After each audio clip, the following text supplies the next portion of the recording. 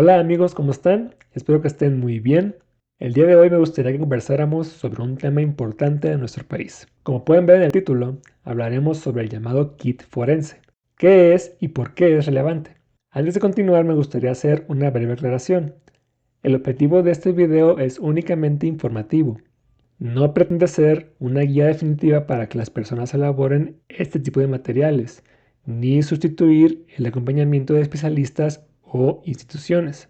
Más bien, busca compartir y difundir información sobre un tema que considero importante conocer y discutir. También es importante mencionar que a lo largo del video se abordarán algunos temas que podrían resultar sensibles para ciertas personas. La intención no es generar incomodidad, sino presentar la información con claridad, responsabilidad y respeto, reconociendo la seriedad del contexto en el que se inscribe esta conversación.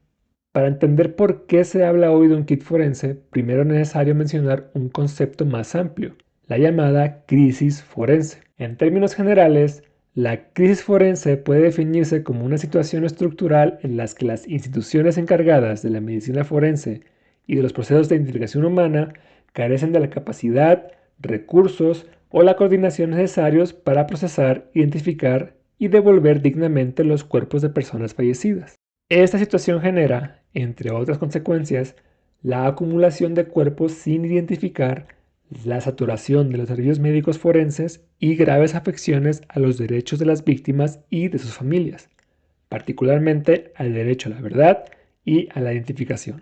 En México, distintos diagnósticos institucionales y académicos han señalado que esta problemática se ha ido profundizando durante las últimas décadas. En buena medida, esto se relaciona con el incremento sostenido de la violencia que el país ha experimentado desde inicios de los años 2000, como lo podemos observar en esta gráfica extraída directamente de la página del INEGI que nos muestra la tasa de homicidios por cada 100.000 habitantes. En este contexto, la identificación humana, un proceso que combina herramientas de genética, antropología, odontología y medicina forense, se vuelve una tarea cada vez más compleja y urgente. Es precisamente dentro de este escenario donde comienza a discutirse la importancia de contar con información documental, biológica y contextual de las personas, información que en ciertos casos puede resultar fundamental para facilitar los procesos de búsqueda e identificación. Y es aquí donde aparece el concepto del llamado kit forense, del cual hablaremos con más detalle a continuación. Durante este incremento de violencia, en el 2017 se promulgó en México la Ley General en materia de desaparición forzada de personas, desaparición cometida por particulares y del Sistema Nacional de Búsqueda de Personas. Esta ley establece definiciones importantes. En su artículo 4, por ejemplo, se entiende como persona desaparecida a aquella cuyo paradero se desconoce y respecto de la cual existen indicios de que su ausencia podría estar relacionada con la comisión de un delito. En contraste, se considera persona no localizada a aquella cuya ubicación también es desconocida, pero respecto de la cual, de acuerdo con la información disponible, no existen elementos que indiquen la posible comisión de un delito. En este mismo año se creó la Comisión Nacional de Búsqueda, institución encargada de coordinar acciones de búsqueda en el país. A través de ella se puede consultar el Registro Nacional de Personas Desaparecidas y No Localizadas, donde se encuentran las estadísticas oficiales sobre este fenómeno. Si observamos estas cifras, las cuales les muestro en pantalla, podemos notar algo muy evidente. Son números muy grandes, y eso sin entrar todavía en demasiado detalle. Además, es importante considerar que estos datos representan únicamente los casos que logran ser registrados oficialmente. Diversos autores han señalado que existe una diferencia importante entre los delitos que realmente ocurren y aquellos que aparecen en las estadísticas oficiales.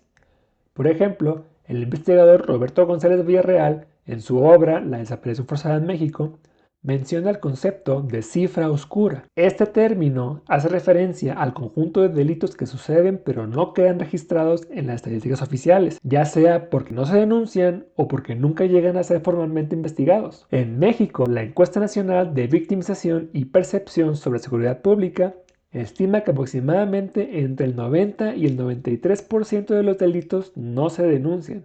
Es decir, solamente entre el 7 y el 10% de los delitos cometidos en el país terminan reflejados en las estadísticas oficiales. Esto nos permite dimensionar que el problema de violencia y la desaparición de personas podría ser incluso mayor de lo que indican los registros disponibles.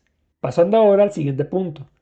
¿Qué es un kit forense casero? Se trata de una propuesta impulsada por la investigadora de la Universidad Nacional Autónoma de México, Becky Bíos, que tiene una finalidad muy específica relacionada con la búsqueda e identificación de personas desaparecidas. En términos generales, el kit consiste en un conjunto de muestras biológicas, datos personales y elementos de identificación que una persona recopila y conserva en su hogar para que puedan ser utilizados en caso de que llegue a desaparecer.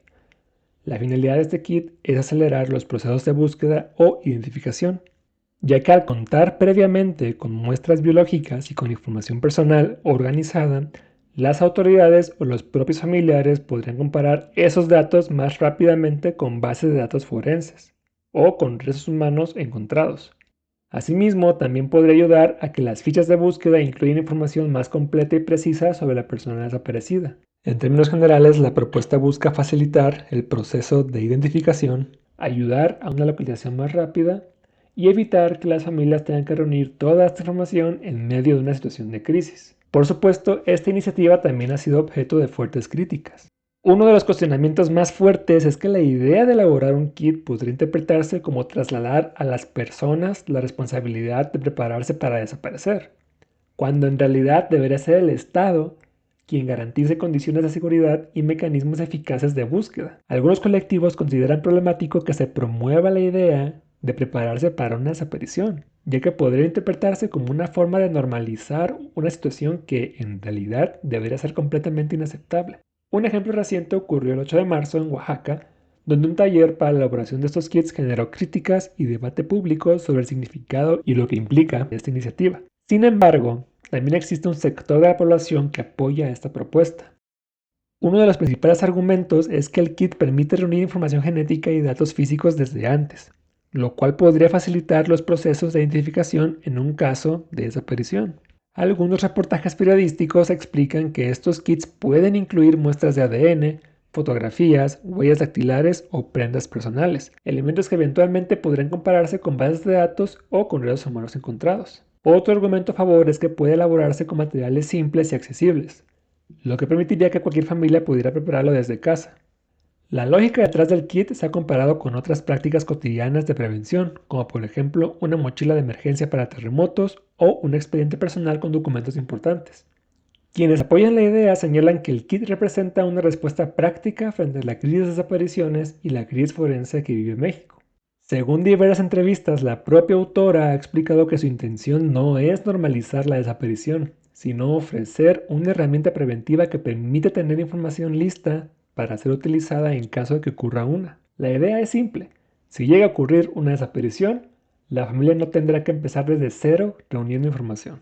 Este tema también ha sido discutido recientemente en espacios especializados. Por ejemplo, en el podcast Relatos Forenses, dirigido por el médico forense Jorge Olivares, junto con la grafóloga Vilma Naranjo y la abogada penalista Erendali Trujillo, se analiza esta propuesta en el episodio 207. Si les interesa conocer sus puntos de vista, vale la pena revisitar ese capítulo. La pregunta que surge entonces es, ¿verdaderamente sirve de algo tener un kit forense? Tal vez podamos entenderlo mejor mediante algunas analogías. Por ejemplo, muchas personas utilizan rastreadores de objetos personales que se colocan en llaves, mochilas o carteras para poder localizarlos en caso de pérdida o robo. Este tipo de dispositivos son, básicamente, una medida de prevención. Algo similar ocurre cuando utilizamos transporte público y escuchamos la gran regla de oro, llevar la mochila enfrente y evitar guardar objetos de valor en los bolsillos traseros. También se trata de una medida de prevención. Podrían parecer ejemplos simples,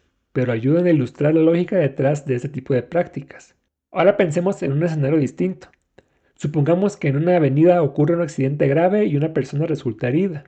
Si esa persona lleva consigo una identificación oficial, como una credencial del INE o una licencia de conducir, es posible obtener inmediatamente datos básicos como su nombre, domicilio, contacto de emergencia o incluso grupo sanguíneo.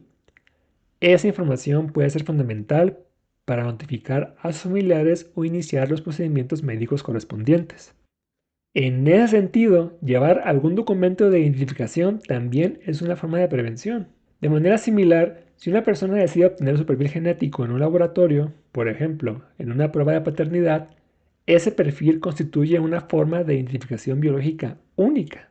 Si lo analizamos únicamente desde la perspectiva de la genética forense, Para identificar a una persona generalmente se necesitan dos elementos fundamentales: el perfil genético de la persona que se desea identificar y el perfil genético de uno o varios familiares, preferentemente cercanos, como padre o madre. Estos perfiles se comparan mediante análisis estadístico para determinar si existe o no una relación de parentesco. El proceso para obtener un perfil genético puede incluir varias etapas: recolección de la muestra biológica, traslado de la muestra al laboratorio, extracción de ADN, obtención de los perfiles genéticos y finalmente la comparación genética con los familiares. En este contexto, un kit forense podría eliminar o facilitar las primeras etapas, particularmente la recolección y localización de las muestras biológicas. Y aunque en teoría este podría parecer un detalle menor, en la práctica encontrar muestras biológicas de una persona puede ser complicado y tomar tiempo, especialmente cuando se trata de casos de desaparición, donde la información disponible suele ser limitada. Si recordamos nuevamente las cifras del Registro Nacional de Personas Desaparecidas y No Localizadas, el número de personas cuyo paradero sigue siendo desconocido es alarmante. Desde una perspectiva estrictamente forense, contar con un kit que reúne información documental y biológica de una persona representa una herramienta potencialmente valiosa dentro de los procesos de búsqueda e identificación. En escenarios donde se han localizado restos humanos o un cuerpo sin identificar, disponer de datos comparativos como fotografías, registros biométricos, perfiles genéticos u otros elementos de referencia puede facilitar significativamente el trabajo de identificación y reducir los tiempos de incertidumbre para las familias. Sin embargo, reconocer su utilidad técnica no implica ignorar la carga ética y social que conlleva su existencia. Resulta profundamente perturbador que en un país sea necesario considerar la preparación de este tipo de materiales como una medida preventiva. Los niños y niñas deberían estar pensando en el juego, en la escuela o en su futuro, no en la posibilidad de convertirse en víctimas de desaparición. No obstante, la negación del problema o la esperanza de que la violencia no nos alcance no elimina su presencia ni sus efectos. Desde un punto de vista de las ciencias forenses, disponer de este conjunto de información puede aportar datos cruciales para los procesos de identificación humana. En contextos donde la desaparición de personas es una realidad persistente, cada elemento que permite establecer una identidad, ya sea genética, antropológica o documental, adquiere un valor incalculable para las investigaciones y para las familias que buscan respuestas. Pero es fundamental subrayar que la existencia de un kit de esas características no constituye una solución al problema de fondo. La crisis de desapariciones en México es el resultado de procesos históricos complejos vinculados a dinámicas de violencia, debilidad institucional e impunidad acumulada durante décadas. Ningún instrumento técnico, por útil que sea en el ámbito forense, puede sustituir la responsabilidad del Estado en la prevención, la búsqueda efectiva de personas desaparecidas y el acceso a la justicia. En ese sentido, el kit no debe interpretarse como una respuesta definitiva, sino como un recurso limitado frente a una problemática estructural mucho más amplia. Su sola necesidad evidencia el grado de normalización al que ha llegado la violencia y cómo, ante la insuficiencia de las instituciones, las propias familias y la sociedad ha debido desarrollar mecanismos para enfrentar la incertidumbre. Más que resolver el problema, su existencia nos obliga a confrontar una pregunta mucho más profunda. ¿Por qué una sociedad ha tenido que aprender a prepararse para identificar a sus propios desaparecidos?